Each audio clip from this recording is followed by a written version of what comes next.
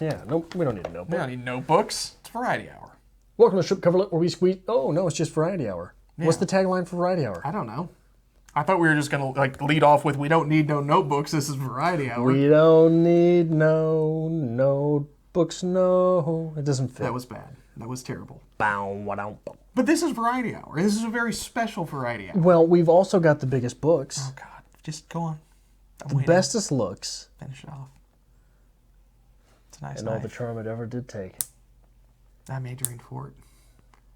No, you're not. That's the quote. Like, at one point, I was sitting at home the other day, and, like, Megan rattled off that quote. And I just immediately just said, I'm Adrian Fort.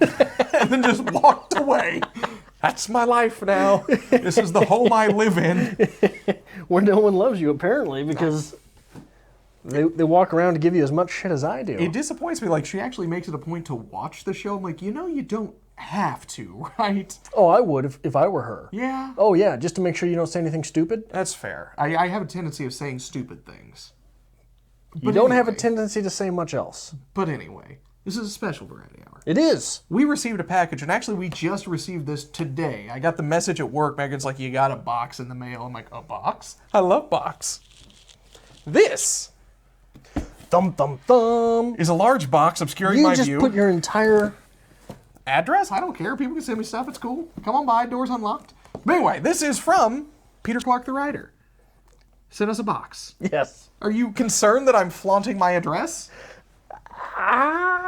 Considering that we consistently get dislikes, I wouldn't have put my address on the internet. I don't care. People don't like me. It's cool. I've lived with people not liking me all my life. Oh, so have I, but they don't know where I live. But anyway, Peter sent us a package. So we're going to open it up live on Variety. Yeah. I'm going to see what old Pete has in store for us here. Live on Variety Hour. This is getting posted in nearly a week's time. Live on Variety Hour to be posted 6 days from now. That's fine. I keep mentioning we should do live shows, and you don't agree. It's not that I don't agree. It's that I don't have the internet. Well, I have the internet. I drive here every week. You can drive up and visit. Oh, yeah. I'll even put you up for the night. You can stay with Josh.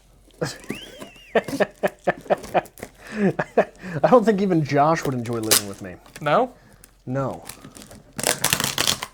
What are you doing? Opening a box.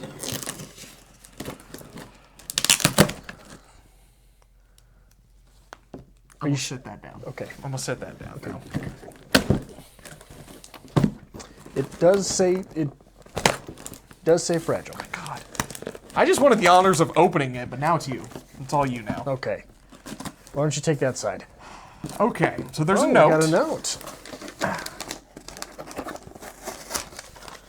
Congrats on 5K subs. You guys are the best.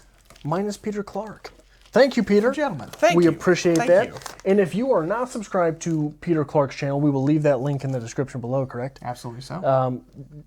Dalton's back to doing the editing, so things are on the uptick. I am very good at remembering these things, trust me. I am not. Yeah? So if you are not subscribed to Peter Clark the writer, head on over there and make sure that you are, as I'm throwing knives around. Peter Clark has been a viewer and a subscriber and a commenter of this show since like the beginning. And is quite possibly the quirkiest of booktubers. Fair statement. Which is a large statement considering our corner of the internet. Peter has been communicating with us for over 3 years. Therefore, he's outlasted about 90% of our relationships. So good for him. Yeah, no one likes me anymore. Good for him. But anyway. Are you afraid?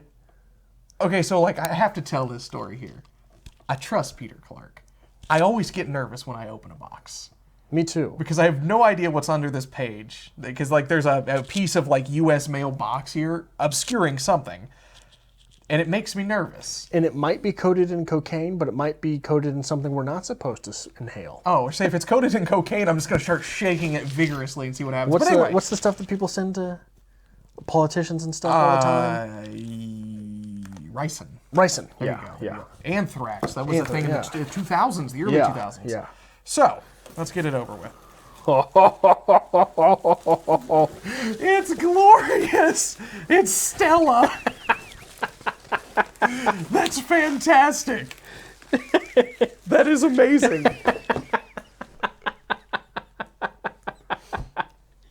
So, recently... Where'd that knife go? So you put it over there. So recently, Peter Clark has been doing doodles, basically, of a variety hour.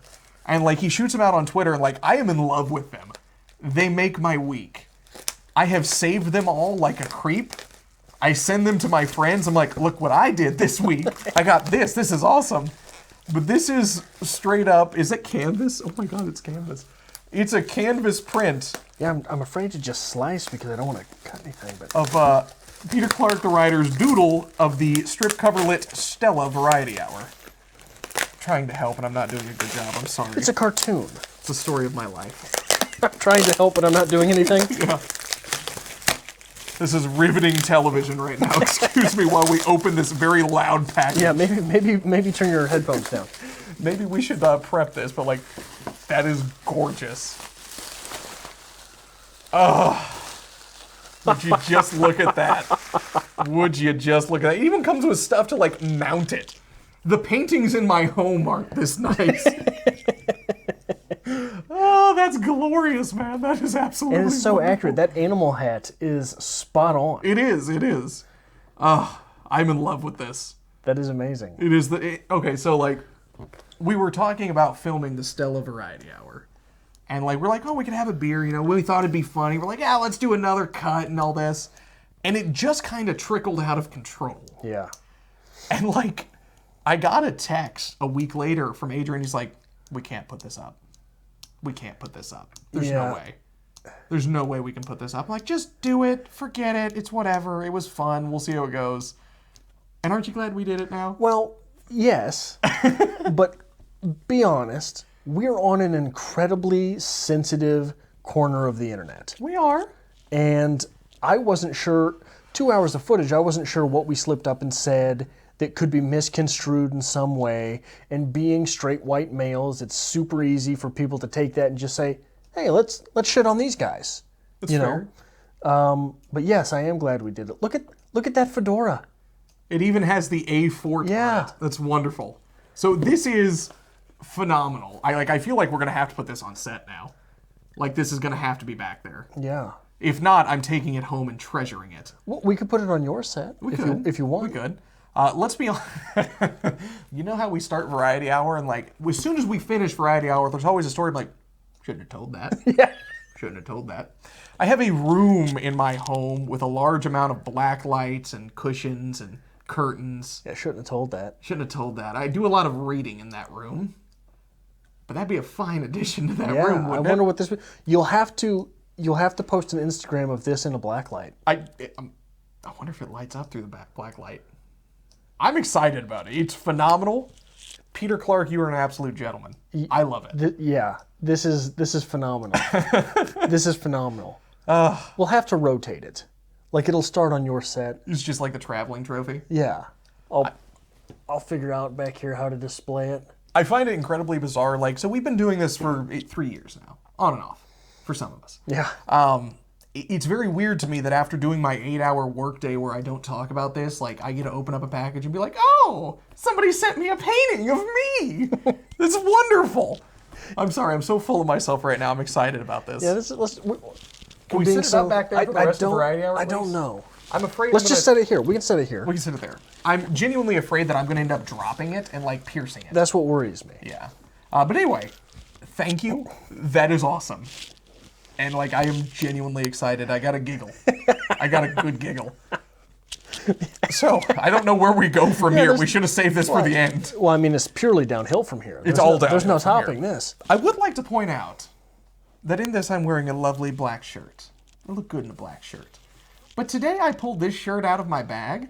So I don't normally wear a collared shirt. I always usually have a hoodie on. But for filming, we wear a collared shirt so the microphone doesn't screw up. I have a large beard. I pull out my tie-dye polo, and you lose it. You start berating me, and you're like, what? What is this? It's a tie-dye polo. What's wrong with a tie-dye polo? What about tie-dye screams polo? What about polos scream tie-dye? So I got my new job, and I don't have to wear my, law enforcement uniform. But I'm like, well, I gotta wear probably something with a nice collared shirt. I'm like, well, I'll just go tie-dye a polo. That'll look nice. I can do that. Yeah, no, Dalton, you might be the dumbest son of a bitch ever. Why? Because if polos are acceptable at your work, that certainly is not. Oh, this is totally acceptable. Yeah. Absolutely. Because you don't have to wear a polo either, do It you? has a collar. It's fine. I wear this when we have to dress up when the important people are there. Yeah. But like my first day there, I realized like everybody's just wearing t-shirts. I'm like, I could just wear the regular tie-dye. I didn't have to get a collared tie-dye shirt. And I've literally never worn it until today. If I buy you a plain white button-up, will you tie-dye it? Absolutely. I want you to have a tie-dye button-up. I would rock that every day of the week. And you would have to wear it with, like, what type of tie goes with a tie-dye button-up? Floral bow tie. No. No, like old lady floral bow tie. No. It would just clash terribly. It has to be something that's super sleek. Okay. Like just like a thin, straight black tie? Not black. Maybe a thin, straight, like, you've seen that dark gold color tie Okay. every once in a while? Okay. With a tie pin. Very nice tie pin. Yeah, you'd have to put one of those in there. That's fair. And a what is it called in the pocket, the hanky deal? The handkerchief. A pocket square? Sure. Okay. What color pocket square goes with tie-dye? What color do you want? I have plenty. Like, I'm not making this up. Like, I can wholeheartedly walk over to that bag and pull out a suit jacket with a pocket square and a lapel pin right now. And a floral bow tie, but... Honestly, no part of me, You shouldn't be surprised by that. is surprised. You Yeah. should not be surprised by Yeah. that. I'm fine with that. So I feel like I'm going to sit this down because I feel uncomfortable holding it right now. I'll hold it. But, like, I want to put it up somewhere. Can I just, like, take a painting down? Your paintings are really, like, they're stuck there, man. They came with the apartment. We'll figure it out. It's gorgeous. The thing I don't want to do is I don't want to obscure it behind all of the patrons there. Fair. Very fair. Because not a whole lot of it actually gets on screen anymore. But anyway, the older I get, going back to this whole, fashion thing, I've just given up. If it's bright and colorful, I'm probably going to wear it. At one point, we were at a store and I found like a floral shirt, like something your mother would have worn in the 50s. And I'm like, I could rock that. I look good in that. I should bring that home with me. My mother was born in 58, Yeah. so I don't think she would have worn it in the 50s. I have no idea when my mother was born. Well, that's good. I have no idea when her birthday is. Yeah. Nor my father's. We've gone over. This is not a thing in my family. Oh, yeah. Well, birthdays for me are problematic anyway. I am terrible with dates. Yeah. Terrible with dates. I know my mother's birthday. I know my younger sister's birthday. I know my brother's birthday-ish. Like, there's times where I forget my birthday.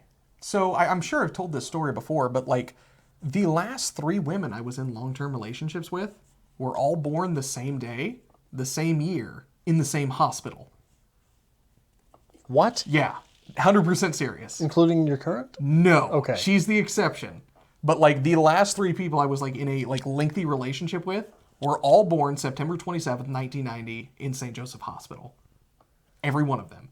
That's borderline disgusting. I'm at the point now, like, if something doesn't work out, I'm just going to go to, like, the hospital, like, y'all got them records?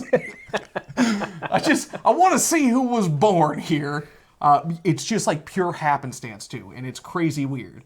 But Megan's birthday is 1 year and 3 days later. So when her birthday rolls up, my mind has been trained for over a decade to be like, September 27th. That's birthday time. I don't have to remember any other dates. So she always gets an early birthday because I'm like, yours is later. Can you hold this thought for 3 days? It's fine. A month and 3 days, you said, though, right? No, 1 year and 3 days. Oh, okay, so it's 1 September year. 30th of 1991. Oh, wow. So the same month still. Yeah. I'm batting 1,000. I'm a September baby. Are you a September? See, you won't tell me your birthday, so. I don't think you want to know at this point. My birthday's coming up. 3 weeks away. Really? Yeah. I'm not getting you anything. I'm aware, but I'm going out for my birthday, so I figured I would extend the invite. What day is your birthday? June 2nd. June 2nd? Mm-hmm. It's a Sunday this year, so we're going out Saturday the 1st. I'm not going to remember that. You are more than welcome to join. We'll be in your neighborhood. Not in my neighborhood. Yeah, we're going to go to Power and Light. We're going to go to the Howl at the Moon. Yeah, that's not my neighborhood. Do you want to go to the Howl at the Moon with us? I do not. It's a piano bar. I have been to Power and Light once. I was at a wedding, and for some reason, we left from the bachelor party, and they wanted me to catch a ride with one of the other guys. I guess they didn't want all of us driving, So I caught a ride with one of the other guys. After the wedding, it's 11 at night, and we're right down the street from Power and Light, which is a giant bar district. Yeah. And how old was I? I was 21. And no, I've been there twice because I went there on the bachelor party too. But he wanted to go to Power and Light, and I was like, well, he's my ride. I'm just going to tag along. All my stuff's in his truck. Got to go with. He walked around for 2 hours. I had to be at work at 7:30 the next morning. Oh. Here it is, 1:30 in the morning. I left and called a taxi. But it was not a good time for me. I don't belong someplace like Power and Light. Yeah? No, Dalton, what about that? So describe Power and Light. So it is a bar district right in the heart of downtown Kansas City. And it's not even really a district. It's a big square around which It's many like bars are placed. It's a city block that's nothing but bars. And in the center is like an outdoor concert venue with like 2 tiers of bars. Nothing but bars surrounding a giant stage. They are notoriously overpriced. Some of which you have to dress up a little bit to get into. And I go once a year on my birthday. Now, you mentioned overpriced. What you didn't mention was overpopulated. Oh, yeah. Oh, it's shoulder-to-shoulder people. What about that screams Adrian belongs here to you? It would make you uncomfortable, and that would make me happy. That's all I want for my birthday is to make you uncomfortable. I'm uncomfortable now. That's fair. That's fair. So I go to this bar. This will The be way you've been looking at me lately, I just can't... I can't control myself. I've gone to this bar the last 2 years. The last 2 birthdays, it's my birthday bar. I go, I get a bucket of Long Islands, and I have a time. But not last year, the first year I went, I had a friend at work. It was his 21st birthday. And he had shared the exact same birthday as with me, so we all went out together. And he'd brought a date with him. And I'd never seen this happen in real life, but like she just kind of wasn't feeling it, whatever. They weren't really hitting it off. She went to the bathroom, and I can only assume escaped out the window. Because we never saw her again. Not a clue. Like, he had to get a hold of my phone and, text her and be like, what's going on? She's like, yeah, I just decided to go home. Have a good night. My only assumption is she scaled a 2-story window from the Power and Light District bathroom just to get out of this situation. So this poor gentleman, on his 21st birthday, which means highly intoxicated, and his date has just ran out the bathroom window, I lost him in Power and Light. He just went off on his own, and I never found him. And I spent a good couple hours, you are right, looking for this guy, and I finally find him sleeping on a park bench. 5 minutes after the point I'm saying, well, you know what? He's an adult. He's going to figure this out on his own. I'm going home. It's my birthday. So he was outside Power and Light sleeping on a bench? Outside Power and Light, because apparently he had gone out Power and Light to mope and tried to get back in, and the guy's like, no. Yeah, outside Power and Light's not the greatest place. No. So that night when I went to call the taxi, Yes. I was on my way to a corner where I could read, because I wasn't real sure where I was. Plus I had to... Taxi numbers are on the side of city buses sometimes. Okay. So I caught one on the side of a city bus. And, because I didn't know the taxi number, you know what I mean? It was before, I didn't even have, there's no internet on cell phones in these days. And there was this hulking gentleman, mid-40s, telling me I should catch a ride with him. I was like, no, bud, that's okay. So yeah, no, my wife's in the car. It's like, that means nothing to me, pal. You have a good night. She's in labor. You need to come to the hospital with us. No, I do not. No, I do not. No, I do not. Because I was also dressed in a 3-piece. You know what I mean? I was at a wedding. You look nice. Yeah. You look dapper. Nobody invites me to get in their car with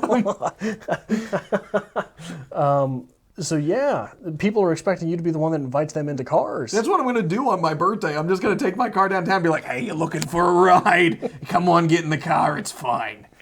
That's how I'm going to spend my birthday. You're Bernie Sanders after 3 cigars? I just want to Get in my car. We're gonna have health care. There's health care. There's no taxes. Just get in the car. It's great. You like Werther's? Got a whole pocket full of Werther's Originals. Oh. I hate us. So when we said it was downhill, we meant it. Oh yeah, this went downhill in a hot hurry. In a hot hurry. A hot hurry. I'm making things up again. But anyway. In a New York minute. Excuse me. Jesus, Dalton. I laughed myself hoarse. Yeah, It was the Bernie voice that got to me. It's funny because sometimes I horse myself laughing. That's fair. That's fair. So anyway, I will be going out for my birthday. You are more than welcome to join. The last year we were there was shortly after I decided, to do strip cover lit again. So they have this giant glass mirror behind the stage where they play music, and you can pay whatever, it's $1 more than the last person to write something on board. So I had a huge scrolling watch strip cover lit right behind the bar. Got a picture of it. I think you'd appreciate it. You sent it to me. I did, didn't I? I was a little embarrassed. Why? No one in that bar can read. That's fair. That's fair. But I'd like to imagine somebody in that bar was like, what the hell is strip cover lit? And looked at it and like, are you talking about books? What? No! I was really expecting strippers. Swipe left. Is that the right way? I have no idea. I don't know. But anyway, that was my my birthday plans, my shenanigans. Beyond that, I haven't done anything all week. Have you always celebrated birthdays? I have been notorious. So I've always been the person in my group of friends that if we're going to have a party, we're going to have it at my house because we're going to do it right. We're going to have a great time. I like to entertain people. So when it comes down to my birthday, it's always been a big deal. That was the party of the year. It kicks off the summer. We have a big shindig. And as I get older, it's gone downhill. So your birthday has been the Marvel movie of your friends. Yes, Marvel my birthday is always the kicks Marvel off the release. summer. Yeah. That is it. But as I've gotten older, we've toned it down quite a bit. I mean, I'm going to a bar for my birthday. That's what I've done for the last couple of years. But we've had some big ones. We used to have Dalton-a-Palooza. You ever seen the movie Old School? They put up the posters that say Mitch-a-Palooza? Yes. We did that with Dalton-a-Palooza. And we used to have a huge, huge party every single year. It was a great time, but I'm old now, so I have to go to the bar because I don't want all these people in my house. You should entertain again. I wouldn't be opposed to it, but... Do it at the bar. Here's the thing. It's a lot better to go out to the bar on your birthday because, one, it's your birthday. Everybody's going to be buying you shots. You're not worrying about spending all your money. Two, when I wake up the next morning hungover, there ain't nobody in my house. The house is still nice and clean. I have nothing to worry about. For a long time, my Sunday morning after my birthday was just spent I gotta clean the house. This is not what I want to be doing. The good sobering up cleaning. Put the man in the attic to work. The man in the attic? Yeah. That man has lived in my attic for 4 or 5 years now, and I've never seen him clean anything. Not once. That sounds like your problem to me. Yeah, I don't know why I'm complaining. You didn't condition him right. You didn't train him. You got to train him up. It's the same way as the dog. Dog just gets into thing and runs around. Her and Josh are just a team Just now. running around. Just running around, getting into all kinds of shenanigans together. That's all Josh ever does is shenanigans. Sitting around smelling their own buttholes. It's fair. It's fair. If it's a particularly good day, maybe they sniff each other's buttholes. So speaking of birthdays, this was 2 years ago. Speaking of buttholes. Speaking of, 2 years ago, we had gone out for my birthday to the Howl at the Moon. That's my birthday bar. And I had invited a friend I hadn't seen in a long time. We're sitting talking, and Josh couldn't make it. He had to work. And he's like, well, yeah, it'd be a little different when Josh is living with me. I'm like, the hell are you talking about? Josh living with you. He's like, yeah, he didn't tell you. He's planning to move in with me next month. I'm like, what? Absolutely not. That's my manservant. How dare you, sir? So, every couple years, Josh is like, yeah, I'm going to be moving. I'm going to be doing something. Doesn't tell me until, down to the wire, but he never actually does. So it's fine. Doesn't tell you until he's decided not to. So I decided I'm not moving in with James. What?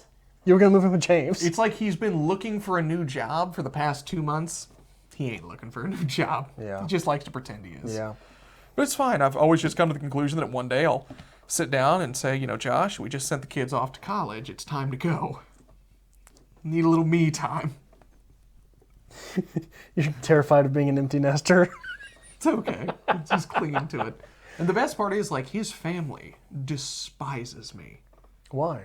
I dated Josh's sister for 4 years. Oh, yeah. His family despises me. They are a very, very conservative, uptight Catholic family. I am not welcome at their home. So you corrupted both of their children's. Yeah, so I just keep Josh around because every now and then, they're like, oh, how's home? And he's like, oh, it's fine, Dalton's good. And I just know. I still get that jab in. Makes me feel good about myself. You're a vindictive bastard. I'm a sneaky, vindictive bastard. I've been working on this one for years.